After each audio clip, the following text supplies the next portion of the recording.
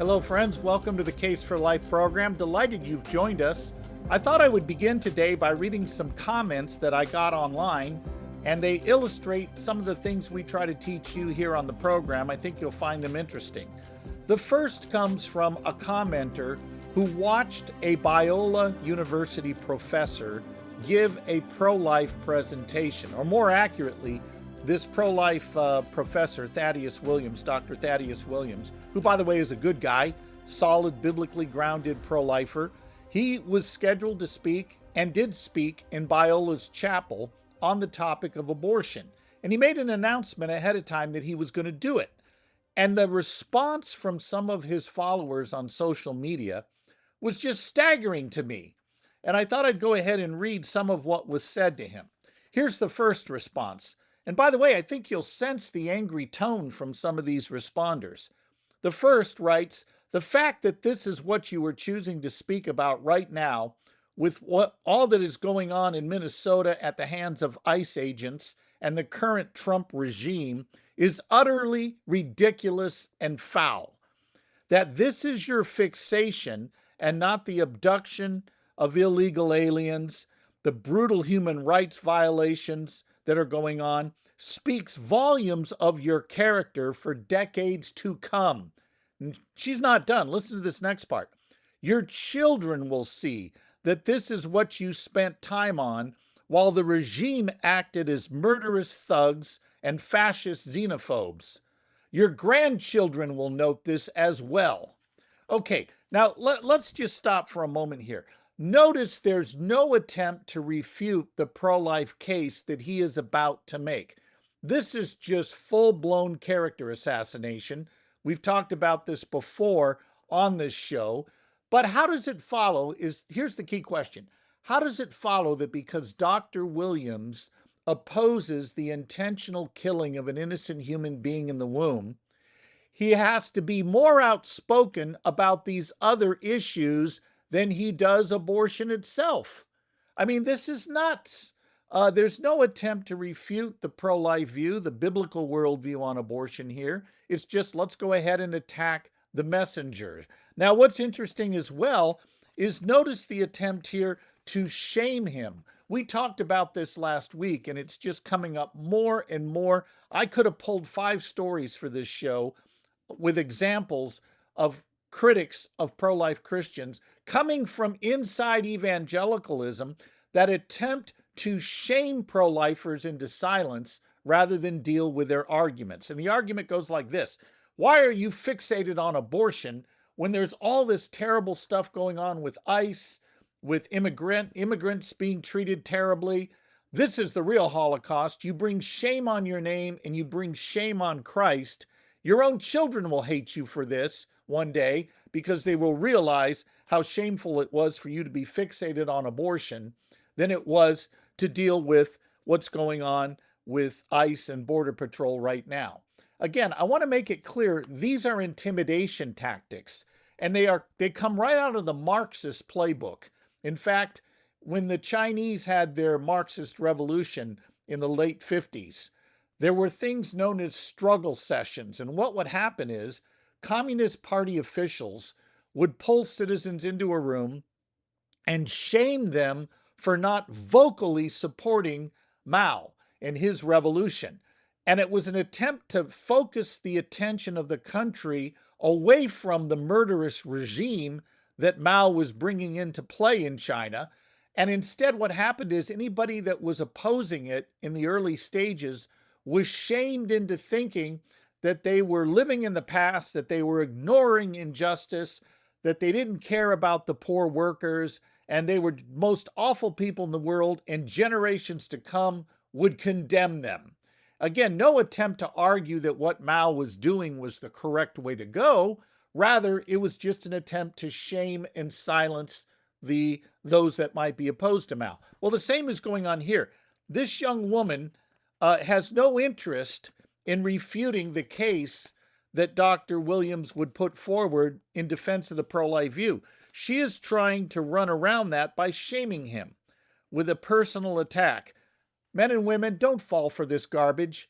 This is just pure, unadulterated garbage. Let's go back to what we tell you to do every time you hear something like this.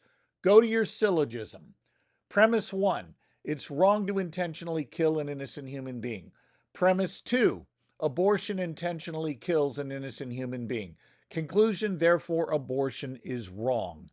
Suppose that Dr. Williams is the worst person on the planet. He doesn't care about immigrants. He wants refugees carted off to prison. He wants children separated from their parents. He wants illegal aliens to get no justice at all and for their natural rights to be totally trampled on. Let's say that was his position. Could he still be right about abortion being wrong? And the answer is, of course, because his argument stands or falls on its merits, not him, the person making that argument. But what critics want to do here is simply change the subject. Now, here's a good way to stop someone in their track like this. I would look at that girl. I think her name was Bella. I can't remember, but I would look at her and say, okay, Bella, here's the deal. Let's say I do everything you demand. I join the next ICE protest. I fly up to Minneapolis. I buy a plane ticket up there, and I stand in the street with a bullhorn, and I condemn ICE, and I put my body between an immigrant and an ICE agent that is trying to arrest them. If I do all of that, will you join me in opposing abortion? What do you think the answer is? I think you know the answer. Crickets.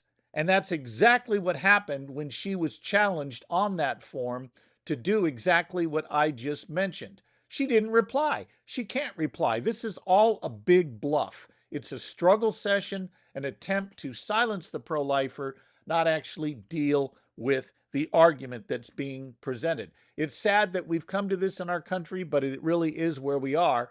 And pro-lifers are going to face increasing intimidation from people who don't want to reason with you. They just want to shout you down or shut you down using shame tactics or scare tactics rather than engaging your argument. These people are fools. You don't owe them an explanation. You can expose it by calling their bluff like we just did, but don't be surprised when they don't change their minds.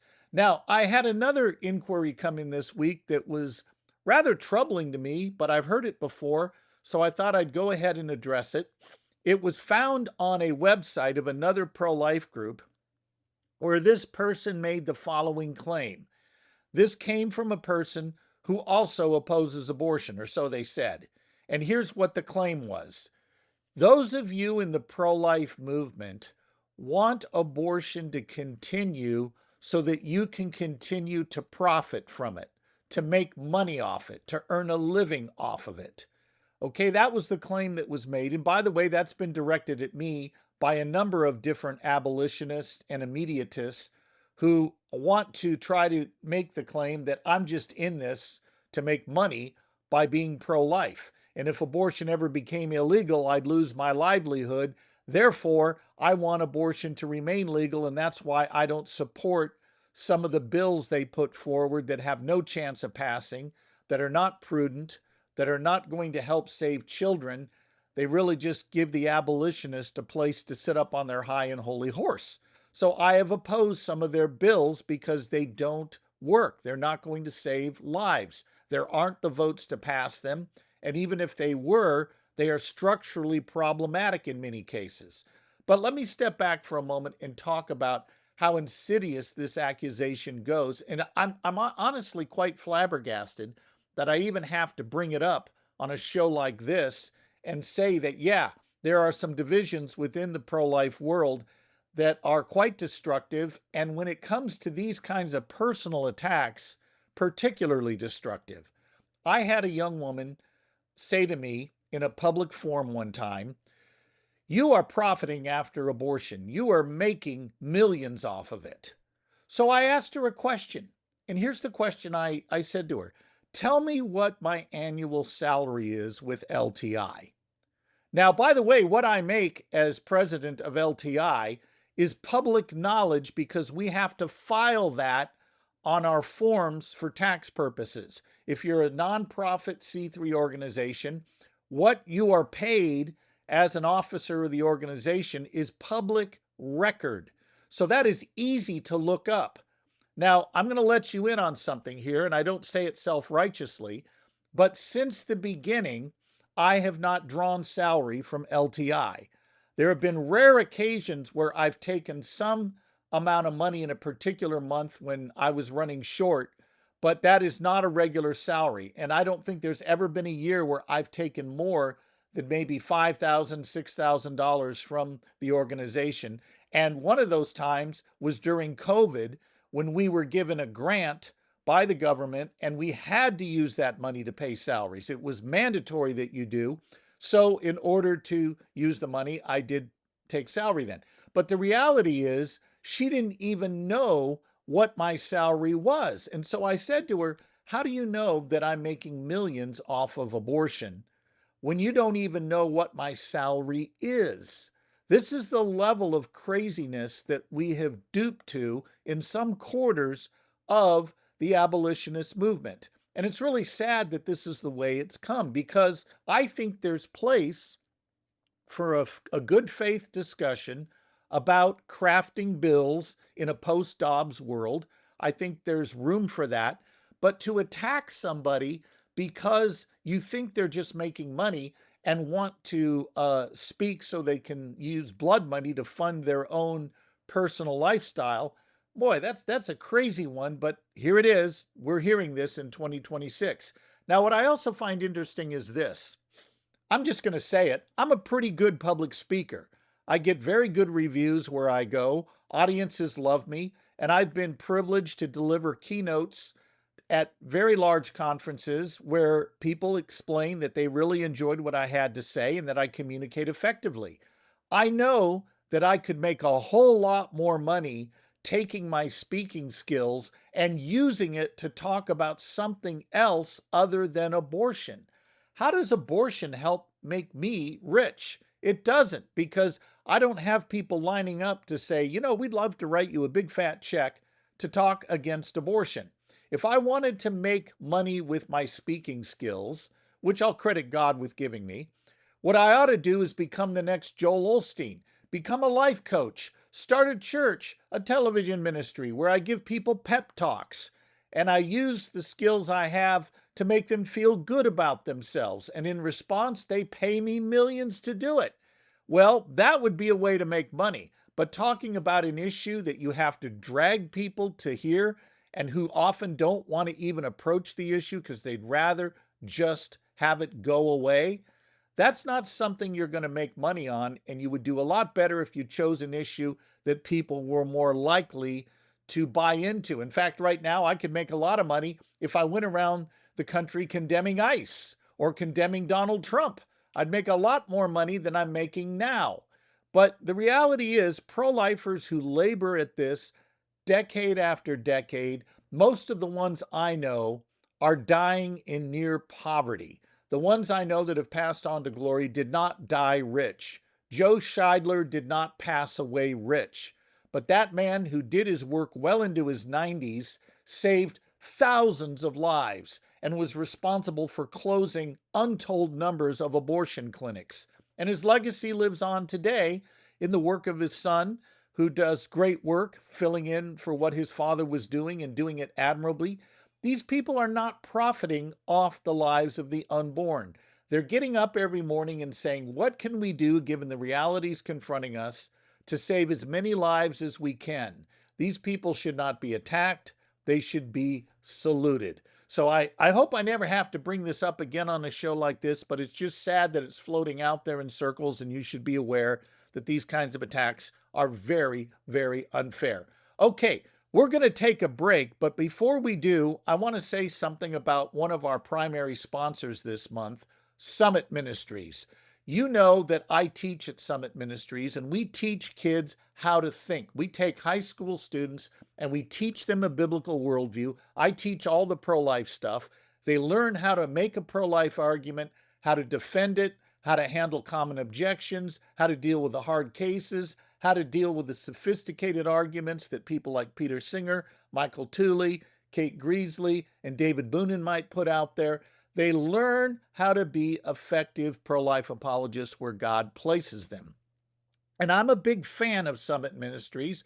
I teach there.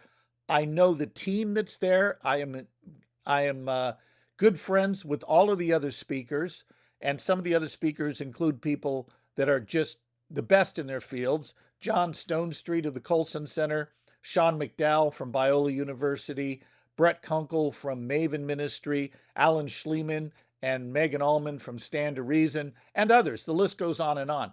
All people who understand what it means to help teenagers communicate a biblical worldview and buy into it. And parents, I will tell you this.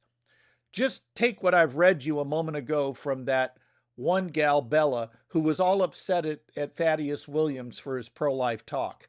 That kind of rancor, that kind of hate, that kind of casting aspersions on somebody who is doing good is what your students are going to be exposed to. And they are going to have to be tough.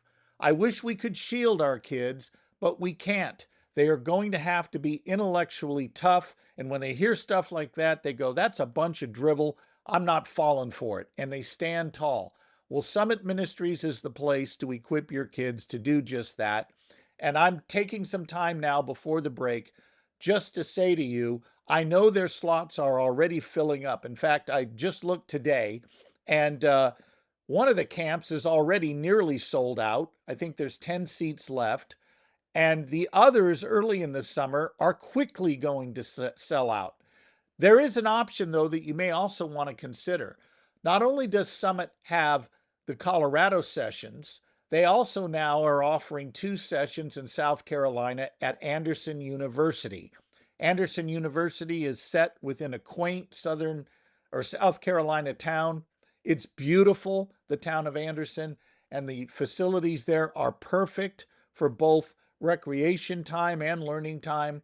And if you don't have the opportunity to send your son or daughter to Colorado for Summit, I will tell you that what's available in South Carolina is absolutely first class, second to none. So that's an option. Now, a third option, if you cannot send your student at all, you could enroll them for Summit online. They have an online course. I think it's about $95, maybe $100, and your student can take the teaching material and take it online. They're not watching the lectures online that the normal attendees at the Summit conferences watch, but they are being taught by the same faculty in a direct form where the faculty member speaks right into the camera to them. And that's an option if your student cannot give up 2 weeks in the summer to go to Summit. But I would encourage you to send your students to the 2-week conference. Get there before they sell out, because what I just gave you examples of, whether it's from inside the pro-life movement where people attack those doing good work, or outside where people are attacking pro-lifers because they're not committing to the issues secularists want us to commit ourselves to. Your student needs to know how to think biblically. All right, we're going to take a break. When we come back, we are going to listen to some remarks by former Congresswoman Liz Cheney that I think ought to trouble us, because she is claiming to speak as a pro-lifer, and yet the stuff she is saying is full of misinformation, and it's fooling a lot of Christians, and we need to be aware of it. So we'll tackle that when we come back from the break. Hello, friends. You may not have time to read a full-length treatment of abortion like I've done in this book, The Case for Life, the second edition, but you may have time to take what amounts to 7 sessions, a week's worth of study if you want to do it day by day, to learn how to defend your pro-life views persuasively. We have a basic course that will help you do just that. You will learn how to make a formal case for the pro-life position. You will learn how to defend it with science and philosophy. Even with non-Christians, you can make a case for the pro-life view. Then we'll teach you how to handle objections, how to recognize the 5 bad ways people argue about abortion, and how they often bring up things that are beside the point. You'll learn to keep the main thing, so that you're in charge instead of feeling like you're in the hot seat whenever the issue of abortion comes up. Visit the website for details. Welcome back, everyone. Sometimes people who claim to be on our side of the issue get duped into the rhetoric being peddled by abortion advocacy groups. And I want to give you an example here from former Republican Congresswoman Liz Cheney. Now, I get it. Liz Cheney has been criticized because she opposed Trump. But if you look at her voting record in Congress, she was solidly pro-life. But since leaving Congress, she has made some statements that are troubling. She's buying the rhetoric of the other side. And principally, she is buying into this notion that if we pass laws protecting unborn humans, women will not get life-saving medical care that they need because the doctors will fear prosecution, or the bills themselves say that women cannot get the medical care they need should they have an ectopic pregnancy or a miscarriage. So let's see what she has to say on this. You mentioned how you certainly don't agree with Kamala Harris on every issue, or even most issues, in terms of the traditional political debates of domestic politics. Let's talk about abortion, which is a big issue in this race. You are against abortion. You're pro-life. You supported Roe v. Wade being overturned in 2022. Last week at an event with Kamala Harris, you said you were deeply troubled by what you've watched happen in many Republican-led states since the Dobbs decision in terms of the bans that the legislatures have put into place. Can you explain your view on this further? Yeah, and well, what I would say is I'm not the only one who holds this view, but I think that, and I certainly have talked to many of them, you have pro-life women all across this country who have been watching what's happened in places like Texas and places like North Carolina, where since Roe was overturned, you've had laws put in place at the state level that are preventing women from getting life-saving care. Okay, let's stop right there. She made a claim that these pro-life laws are preventing women from getting life-saving care.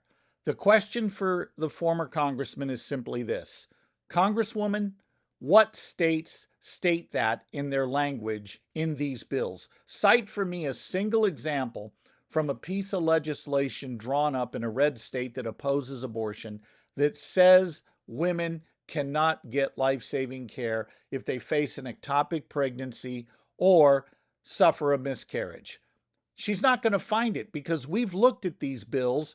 None of them has language saying women can't get life-saving care. In fact, almost all of them make it very clear they can get that care, that the bill does not apply to medical emergencies, does not apply when the woman's life is in danger.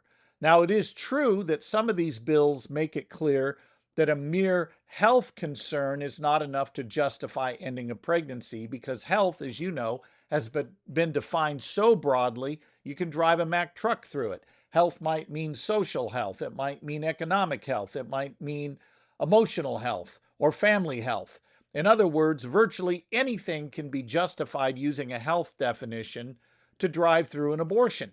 But none of these bills say that women are going to be at risk because we're protecting unborn humans from conception or from heartbeat or whatever it is the bill states. This is propaganda, and it's important that you be equipped to refute it, because I think she's right about one thing.